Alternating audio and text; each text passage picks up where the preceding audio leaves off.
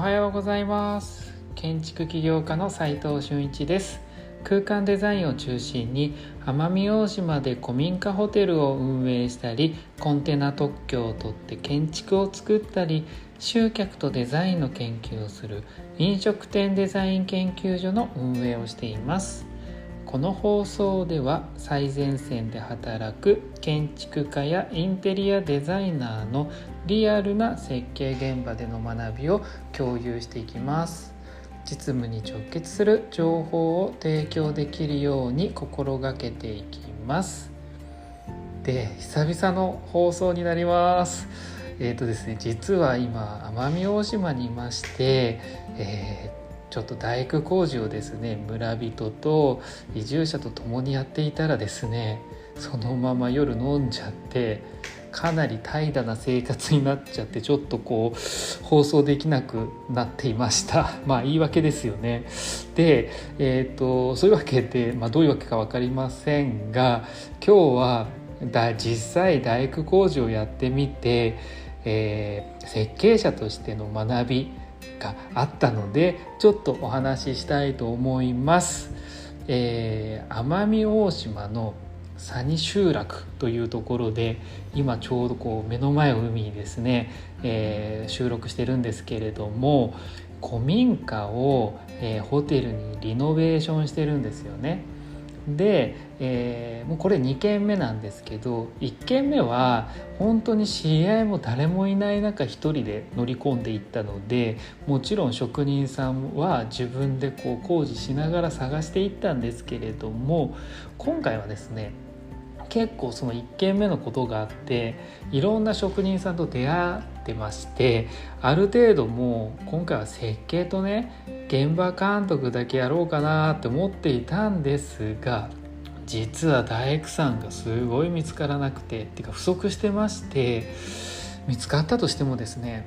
半年待ちとか1年待ちとかっていう状態なんですよね。なのでもう待てないと思いまして、1軒目に引き続き私が大工をやることになって今います。そこでですね、自分で作るとなると、結構図面って設計図って書かないでスタートさせたんです。もちろんね、パースとかその空間デザイン的なところは、やったんですけれども、細かいディテールとか家具図とかそういったものは書かずに、本当に平面図と照明図だけで、乗り込んでいったんですよね。だって考えながら指示してやればいいかなと思ったからなんですけれども、実際にやってみると事前に設計していた方がやっぱりいいよねって思うことが結構あったんですよね。で、設計図でデザイン性もそうなんですけれども、一緒に作り方とかも結構検討するので、もちろん手戻りがないっていうのもあるんですけれども、なんか当たり前のことを当たり前のように言ってるだけなんですけど、なんですかね、そうやっぱ検討して作り始めた方が綺麗に出来上がったり、現場もというか自分が作るのも簡単になっていくんですよね。検討すればするほど現場で考えなくていいんで、もう作業だけに集中するとめっちゃ早くなるんで、さらに言うとですね、ちょっと設計者としての図面を描くのと違うのは、下地の寸法、要は、奄美大島で近くの材木屋でね買える木材の寸法って限られてるんですよ。東京みたいにこれあればいいかなっつっていっぱいいろんな種類のものが手に入るわけじゃなくて、もしなければ本島から持ってこなきゃいけないんで、それで2週間とか3週間待てないじゃないですか。なので現地にある下地の寸法でいかに楽にして同じようなイメージを作れるかっていうことを考え始めちゃったんですよね。で、どういうことかっていうと、例えばですね、床上げの寸法をですね50ミリちっちゃくなっちゃうとなんか問題あるのかと。例えばですよ、例えばベッドの置くところで50ミリ小さくなっていて、もともと例えば200ぐらい余裕があって、それが150の余裕になっちゃったら、設計的にデザイン的になんか問題があるのかっていうと、実はそうでもないわけじゃないですかね。で重要なこともありますよね。もちろんここは譲れないっていう寸法もあるし、他の取り合いがあってぐちゃぐちゃになっちゃうとこもありますけど、でもねそれによって材料のロスがねめちゃくちゃなくなるなと思って、さらにね合板もね切らないでそのまま魔物で使えるよねとかって、そうやってやっていくとめちゃくちゃ早く終わるんですよ、作業が。で要はですね、意外とね機能がどのぐらい損なわれるのか、その変更することによって、でそれってどっちでもよかったりすることって結構あると思ったんですよね。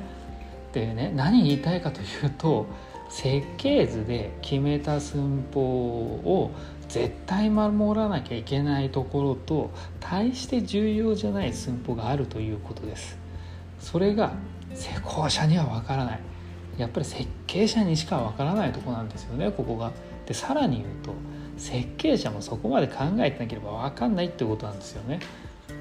今日の学びのポイントはここです。設計するときに絶対に守りたい寸法と、多少の誤差があってもいい寸法を施工側に伝えてもいいんじゃないかなと。まあね、確認申請を出す建築設計では絶対ダメでしょうけど、内装設計はこの考え方結構いけると思うんです。なので皆さんもどうやってね、使うのかと同時にどうやって作るのかをより深く考えていくと、重要な寸法とどうでもいい寸法が表現できてくると思います。覚えておいてください。実務で学べるインテリアデザインの学校隠れ家では、最前線で働く建築家やインテリアデザイナーのリアルな設計現場での学びを LINE グループで毎日共有しています。